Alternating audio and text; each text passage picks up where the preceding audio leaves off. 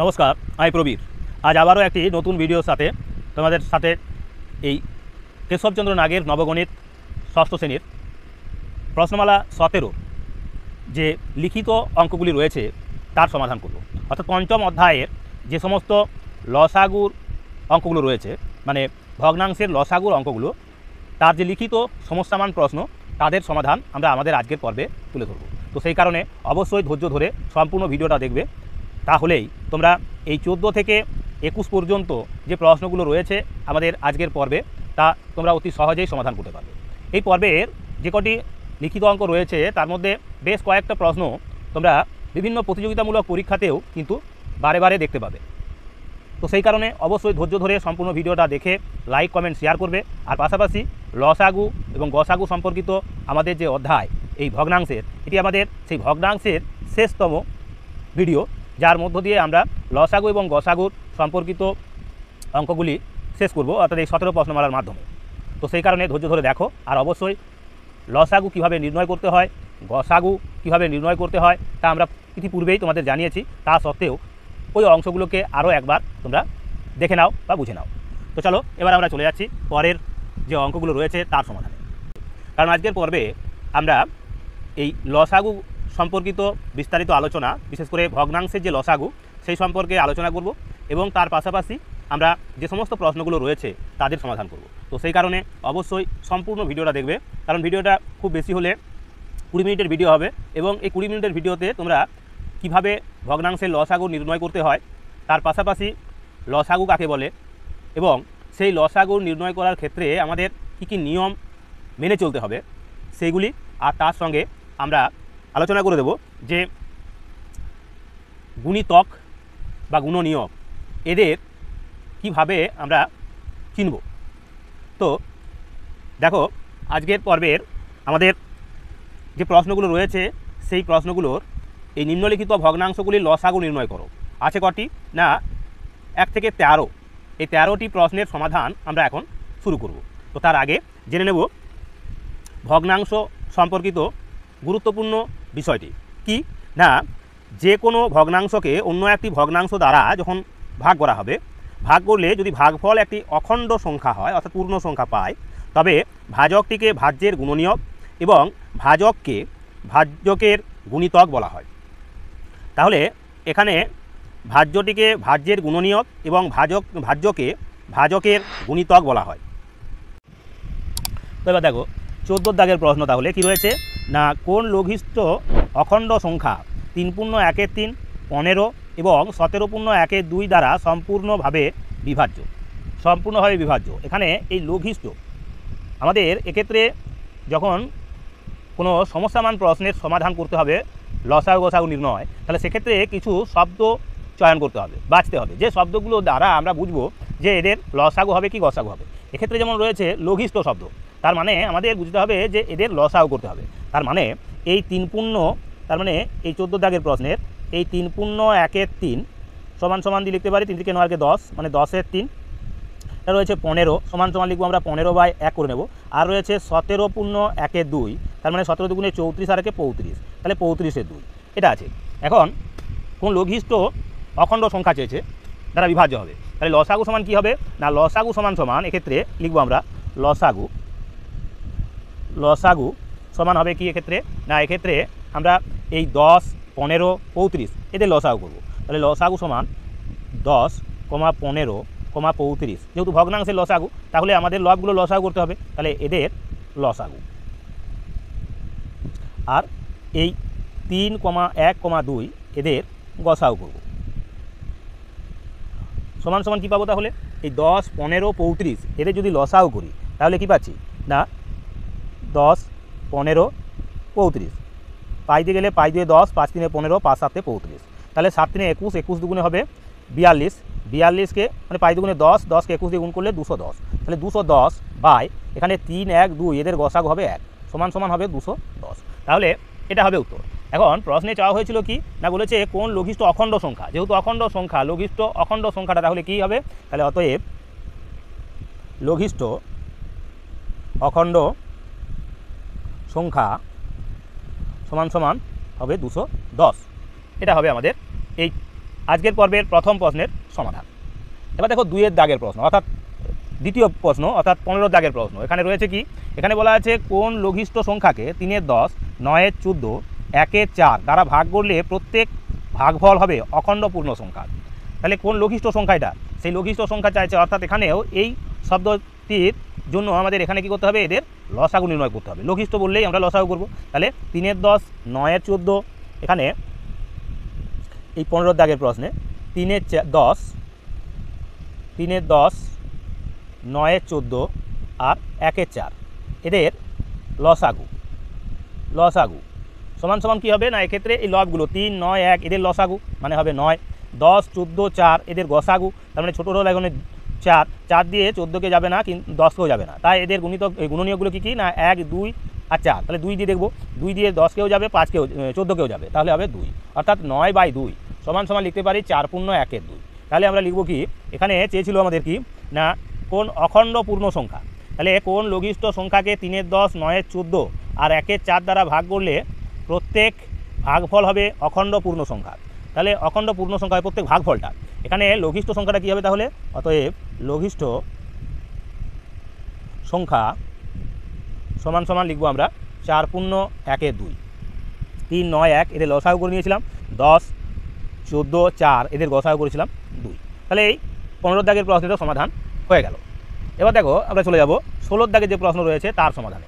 তো 16 দাগের প্রশ্নে কী আছে দেখো, 16 দাগের প্রশ্ন অর্থাৎ পরের পৃষ্ঠা মানে 93-এর পৃষ্ঠাতে রয়েছে 16 দাগের প্রশ্ন। সেখানে আছে কোন ক্ষুদ্রতম রাশিকে 7 পূর্ণ 1-এর 2, 11 পূর্ণ 1-এর 4 এবং 9 পূর্ণ 3-এর 8 মিটার দিয়ে ভাগ করলে ভাগফলগুলি পূর্ণ সংখ্যা হবে। ভাগফলগুলি বলেছে পূর্ণ সংখ্যা হবে।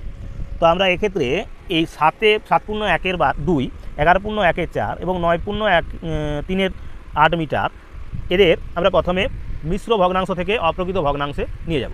তো দেখো 16 দাগের প্রশ্ন, এদেরও লসাগু করতে হবে কারণ ক্ষুদ্রতম চেয়েছে, কোন ক্ষুদ্রতম রাশি। তাহলে 7 পূর্ণ 1-এর 2 মিটার সমান সমান লিখবো আমরা কত, 7 2 14 আর 15 মানে 15/2 মিটার। এবার রয়েছে কত না 11 পূর্ণ 1-এর 4 মিটার সমান 4 11 44 আর 45 মানে 45-এর 4 মিটার। এবার রয়েছে কি না, এবার রয়েছে 9 পূর্ণ 3-এর 8 মিটার। তাহলে 8 9 72 আর 3 হবে 75, তাহলে 75-এর 8 মিটার। এটা পেলাম। এখন লসাগু সমান তাহলে কি হবে, এদের লসাগু নির্ণয় করব। তাহলে লসাগু সমান সমান এই 15, 45, 75 এদের হবে লসাগু, এদের লসাগু। আর এই 2, 4, 8 এদের হবে গসাগু। তাহলে কি পাচ্ছি 15, 45, 75, 15, 45 আর 75 আছে। 5 দিয়ে চালাচ্ছি, 5 3 হবে 15, 5 9 45, 5 15 75, 3 দিয়ে চালাচ্ছি, 3 1 3, 3 3 9, 3 5 15। তাহলে 15কে 15 দিয়ে গুণ করলে হবে 225।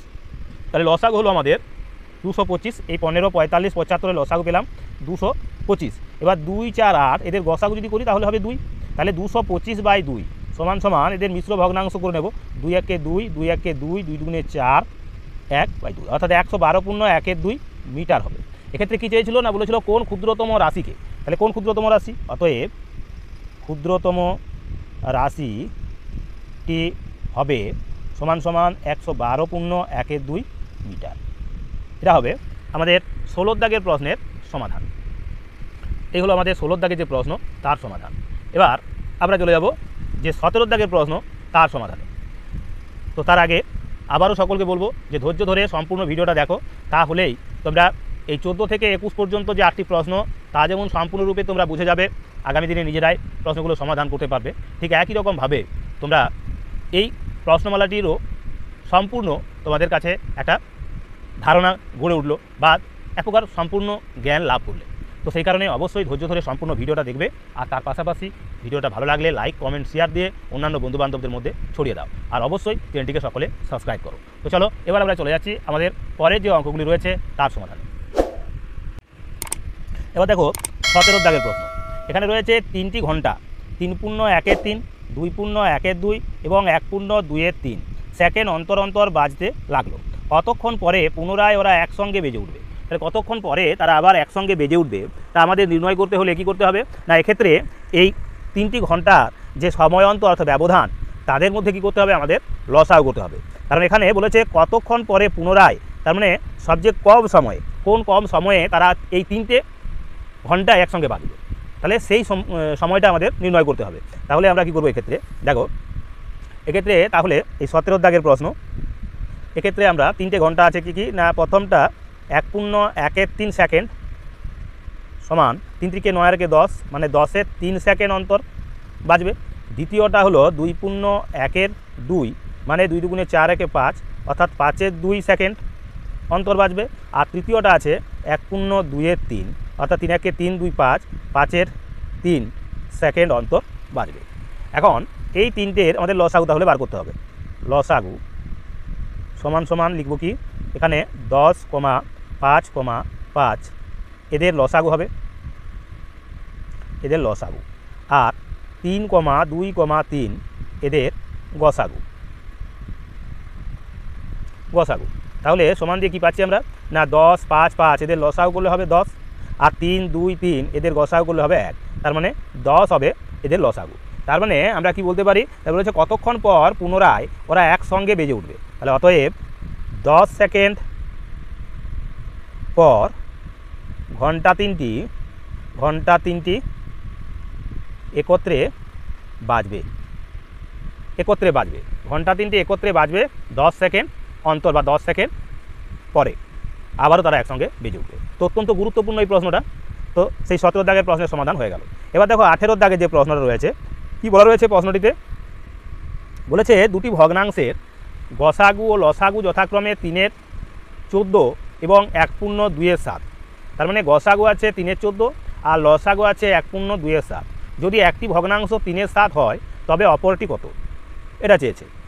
তো আমাদের তার মানে এখানে গসাগু, লসাগু এবং একটি সংখ্যা বা ভগ্নাংশ বলে দেওয়া আছে।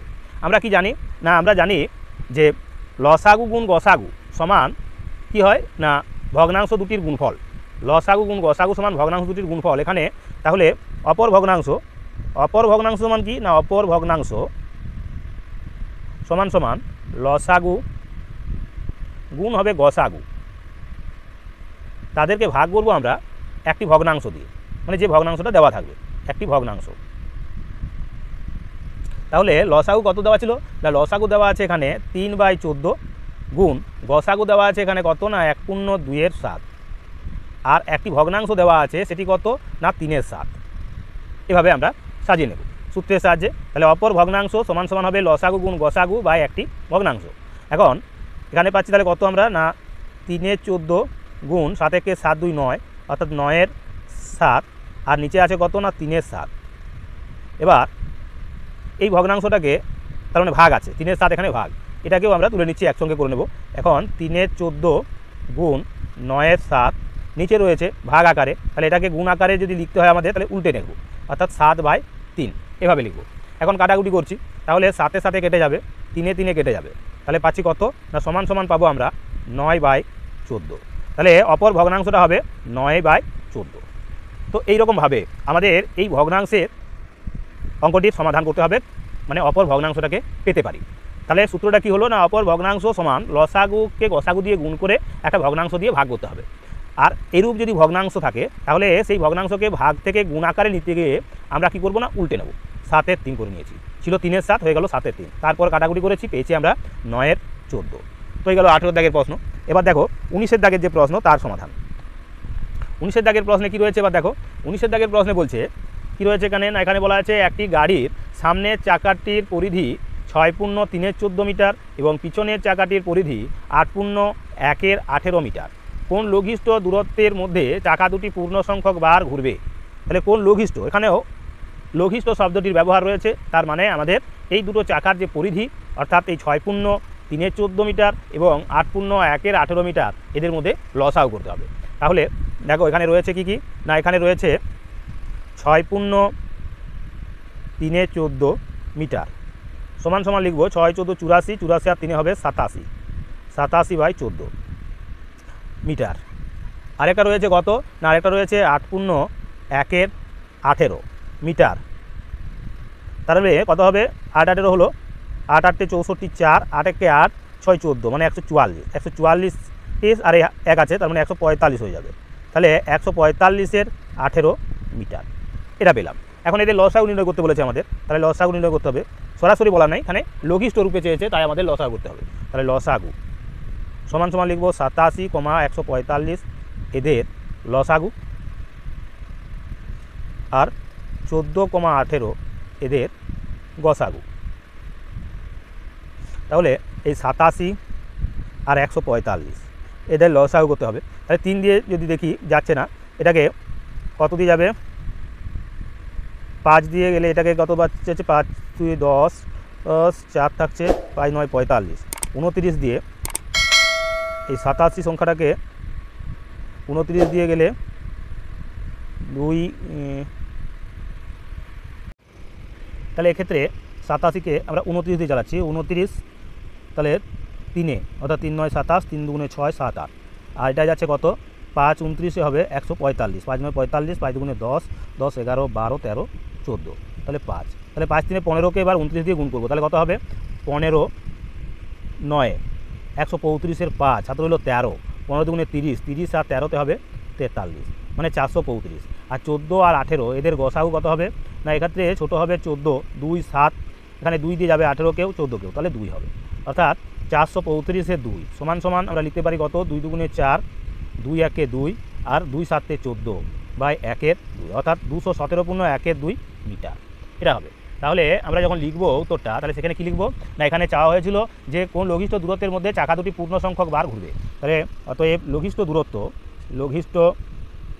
দূরত্ব সমান সমান হবে 217.1 মিটার, এটা হবে আমাদের এই 19-এর দাগের যে প্রশ্ন তার সমাধান।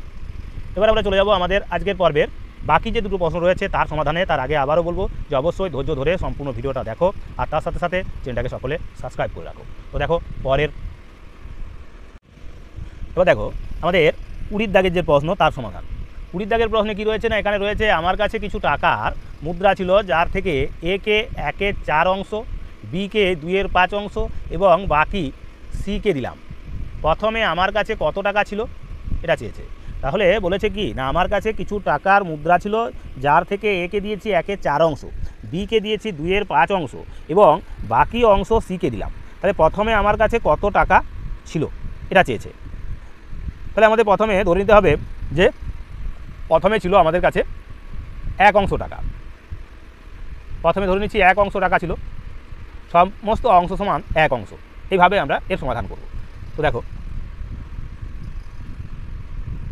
20 দাগের প্রশ্ন, যদি আমার কাছে ছিল প্রথমে কত, না 1 অংশ, তাহলে ধরি প্রথমে আমার 1 অংশ ছিল, অংশে পেলাম, এখন টাকায় নিয়ে যেতে হবে, পরবর্তী ক্ষেত্রে আমরা নিয়ে যাব। তাহলে 1 অংশ টাকা ছিল যার মধ্যে এ পেয়েছে কত, না এ পেয়েছে সমান সমান 1/4 অংশ, বি পেয়েছে সমান সমান কত পেয়েছে, না বি পেয়েছে বলা ছিল এখানে 2/5 অংশ, 2/5 অংশ, বাকিটা সি পেয়েছে। তাহলে অতএব সি পেয়েছে সমান সমান 1 বিয়োগ এখানে এই 1/4 যোগ 2/5 সমান সমান কত হবে, না 1 বিয়োগ এখানে লসাগু হলো 9, 5 আর 20, লসাগু হবে 20। তাহলে লসাগু করেছি এখানে 5 আর 4 লসাগু 20, 4 5 20, তাহলে 5 আর 5 4 20 অর্থাৎ 8, তাহলে 8 আর 5 হলো 13, 13/20 অংশ সমান 20 থেকে 13 চলে গেলে 7/20, এই 7/20 অংশ পেয়েছে কে, না এটা পেয়েছে আমাদের সি। এখন প্রশ্নে যেটা চাইছে সেটা কি বলেছিল, না এখানে বলা ছিল, দেখো এখানে প্রশ্নে বলা ছিল যে আমার কাছে কিছু টাকার মুদ্রা ছিল যার থেকে এ কে 1/4 অংশ, বি কে 2/5 অংশ এবং বাকি অংশ সি কে দিলাম। তাহলে প্রথমে আমার কাছে কত টাকা ছিল, তাহলে এরকমভাবে যদি আমাকে ভাগ করতে হয় তাহলে আমাকে কারটা বার করতে হবে, না আমার প্রথমে কত টাকা ছিল, এখানে লসাগুটাই হবে। তাহলে সেক্ষেত্রে কি, না এক্ষেত্রে আমরা বলতে পারি যে লসাগুটা, যে লসাগু পেয়েছি অর্থাৎ 20 হয়েছে, এখানে 4 আর 5 লসাগু পেয়েছিলাম 20, সেটাই হবে। অর্থাৎ অতএব তাহলে কী বলতে পারি, অতএব প্রথমে আমার কাছে 20 টাকা ছিল। এখন সেই 20 টাকার মধ্যে থেকে এ পেয়েছিল 1/4 অংশ, মানে ক টাকা পেয়েছিল, তার মানে 5 টাকা পেয়েছিল এ, বি ক টাকা পেয়েছিল 2/5 অংশ, মানে ক টাকা 8 টাকা, আর সি পেয়েছিল তাহলে কত টাকা, না সেক্ষেত্রে 7 টাকা পাবে কে, না সি। এইভাবে অঙ্কটার সমাধান করতে হবে আসলে। তো এটা হলো আমাদের 20 দাগের প্রশ্নের সমাধান। এবার দেখো 21 দাগের যে প্রশ্ন, অর্থাৎ এই পর্বের শেষ প্রশ্ন, তার সমাধান। 21 দাগের প্রশ্ন কি রয়েছে এখানে? 21 দাগের প্রশ্নে দেখো বলা আছে, অত্যন্ত গুরুত্বপূর্ণ এই প্রশ্নটি। এখানে বলা আছে কোনো একটি পুজো মণ্ডপে ভগবান হলেন মঙ্গলময়, বাক্যটি নিয়ন আলোতে জ্বলছিল। শব্দগুলি যথাক্রমে 1.1/2, 2.1/2 এবং 3.1/2 সেকেন্ড অন্তর জ্বলছিল এবং প্রত্যেকটি 1 সেকেন্ড অন্তর নিভে যাচ্ছিল। কতক্ষণ অন্তর অন্তর পুরো বাক্যটি পড়া যাবে? তাহলে সেক্ষেত্রে যেহেতু শব্দগুলো প্রত্যেকটায় কি না, প্রথম শব্দটা 1.1/2 সেকেন্ড অন্তর, আর দ্বিতীয়টা 2.1/2, আর তৃতীয়টা 3.1/2 সেকেন্ড অন্তর জ্বলছিল এবং প্রত্যেকটা 1 সেকেন্ড অন্তর অন্তর নিভছিল, তাহলে কতক্ষণ পরে তারা জ্বলছিল এটা আমাদের বার করে নিতে হবে এক একটা। তাহলে প্রথম আমাদের কাজ হবে কি দেখো, তো একের দাগে যদি প্রশ্নটা করি, এই প্রথমে, তাহলে প্রথম আলো জ্বলছিল সমান সমান আমরা লিখব কি না, এখানে ছিল 1.1/2, এই 1.1/2 যোগ হবে 1 সমান সমান কত হচ্ছে না 2 আর 3, অর্থাৎ 3/2, তার মানে হবে 3/2 যোগ 1, তার মানে কত হয়ে যাবে এটা, অর্থাৎ 3 2 5, তাহলে 5/2 সেকেন্ড, এটা হবে 5/2 সেকেন্ড অন্তর। দ্বিতীয় আলো জ্বলছিল তাহলে কত না, সেখানে বলা ছিল 2.1/2 সেকেন্ড অন্তর, তাহলে 2.1/2 যোগ হবে এখানে 1 যোগ হয়ে যাবে, তাহলে এত সেকেন্ড। এটাকে ডাইরেক্টলি করলে কি হচ্ছে 2 × 4 = 5, আর এটা 2 × 2, তার মানে 7/2 সেকেন্ড ডাইরেক্ট করে নিলাম। এবার তৃতীয়টি, অর্থাৎ তৃতীয় যে আলো সেটা জ্বলছিল কত না, সেখানে বলা ছিল 3.1/2 সেকেন্ড, 3.1/2 সেকেন্ড যোগ 1 সেকেন্ড, 1 সেকেন্ড এভাবে লিখব। তাহলে সমান সমান 3 × 6 = 7, অর্থাৎ 7/2, তার সঙ্গে আরও 2 যোগ হয়েছে, সমান হচ্ছে 9/2 সেকেন্ড, এটাও ডাইরেক্ট করে নিলাম। তাহলে এত সেকেন্ড, অর্থাৎ এখানে প্রথমটা 5/2 সেকেন্ড অন্তর জ্বলছিল, দ্বিতীয়টা জ্বলছিল 7/2 সেকেন্ড অন্তর, আর তৃতীয়টা জ্বলছিল 9/2 সেকেন্ড অন্তর। তাহলে তারা কখন একসঙ্গে জ্বলে উঠবে? তাহলে কম সময়ে, কম সময়টাতে, তাহলে সেক্ষেত্রে এও লসাগু করতে হবে। তাহলে লসাগু সমান, এক্ষেত্রে আমরা এখন এই 5 7, তাহলে 5, 7, 9 এদের লসাগু করব, এদের লসাগু, আর 2,2,2 এদের হবে গসাগু। তাহলে 5 7 এটা হলো পরস্পর মৌলিক, আর এটা রয়েছে 9, তাহলে এটাও পরস্পর মৌলিক হয়েছে, তার মানে এদের প্রত্যেকের গুণ হয়ে যাবে। তাহলে 5 9 45, 45কে আমরা এখন 7 দিয়ে গুণ করবো, তাহলে 7 5 হবে 35, 7 4 28, 29, 30, 31, 7 5 9 45কে 7 দিয়ে গুণ করছি, তাহলে 7 5 35, 7 4 28, 29, 30, 31, অর্থাৎ 315, আর গসাগু হবে এক্ষেত্রে 2। তাহলে এটাকে যদি আমরা মিশ্র ভগ্নাংশ করি কত হবে, 2 1 2, 1 থাকে 11, 2 5 10, 1 থাকে 15, 2 7 14, মানে 157.1/2 সেকেন্ড। তাহলে লিখব কি, অতএব এখানে কী ছিল, চেয়েছিল না কতক্ষণ অন্তর অন্তর পুরো বাক্যটি পড়া যাবে। অতএব 157.1/2 সেকেন্ড অন্তর অন্তর সম্পূর্ণ লেখাটি পড়া যাবে। মানে ওই ভগবান ছিল না, ভগবান হলেন মঙ্গলময়, ভগবান হলেন মঙ্গলময়, এই শব্দবন্ধনীটি সম্পূর্ণরূপে পড়া তখনই সম্ভব হবে, সময়টা হবে 157.1/2 সেকেন্ড। মানে এটা হলো কত, তার মানে 2 মিনিট 7 2 7 7 120, থাকছে কত 2 মিনিট 37.1/2 সেকেন্ড।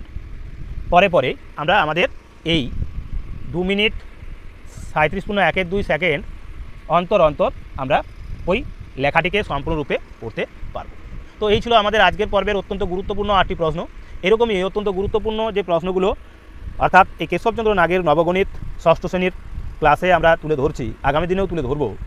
তো সেই ভিডিওগুলো সম্পূর্ণরূপে এইভাবে তোমাদের দেখতে হবে, তার পাশাপাশি লাইক কমেন্ট শেয়ার দিয়ে অন্যান্য বন্ধুবান্ধবদের মধ্যে ছড়িয়ে দিতে হবে, যাতে করে সকলেই এই ভিডিওগুলো সবার আগে পেয়ে যায়। তার জন্য অবশ্যই চ্যানেলটাকে সাবস্ক্রাইব করে রাখতে হবে, কারণ এটি একমাত্র চ্যানেল যেখানে এরকম ভিডিওগুলো, অর্থাৎ কেশবচন্দ্র নাগের যে সমস্ত বইগুলি রয়েছে তার সমস্ত প্রশ্নমালার প্রত্যেকটি প্রশ্নের সমাধান একমাত্র ত্রিনয়ন চ্যানেলের মাধ্যমেই তুলে ধরা হচ্ছে। তো অবশ্যই আগামী দিনেও এই ভিডিওগুলোকে দেখা হবে, বা আমাদের যে প্লেলিস্ট রয়েছে সেখানেও তোমরা কেশবচন্দ্র নাগের পাশাপাশি পশ্চিমবঙ্গ মধ্যশিক্ষা পর্ষদের যে বইগুলির সমাধান আমরা তুলে ধরেছি তারও সমাধান তোমরা দেখবে, এই আশা ভরসা রেখে আজকের মতো এখানে ভিডিওটা শেষ করছি। দেখা হবে আগামীকাল আরও একটি নতুন ভিডিওর সাথে।